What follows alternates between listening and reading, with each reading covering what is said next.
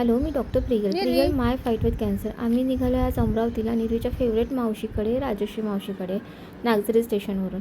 So मी तिला म्हटलं, चल तू तिकीट काढ आता, तुला सगळ्या गोष्टी कळायला हव्यात. मम्मा प्रत्येक ठिकाणी पुढे नाही जाणार आता.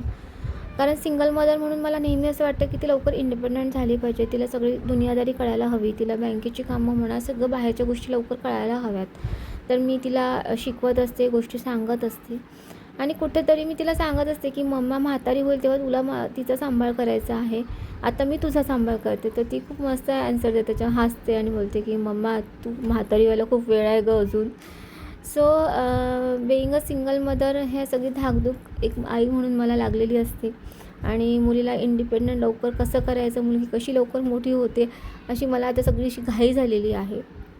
आणि आत्ता तिने तिकीट काढलं आणि बाकीच्याही गोष्टी मी तिला सांगत असते, जनरल नॉलेज तिला देत असते. सिग्नलचे रूल तर ती मला सांगते, कारण सिग्नलचे रूल तिला जास्त माहीत आहेत माझ्यापेक्षा. असं होतं. तर आता क्रॉस केल्यानंतर मला माहिती आहे की तिला भूक लागणार आहे, कारण घराच्या बाहेर पडलं कुठे जायला की तिला भूक प्रचंड लागते. आणि स्टेशनवर तर तिला काहीच मिळालं नाही, काहीच दिसले नाही शॉप.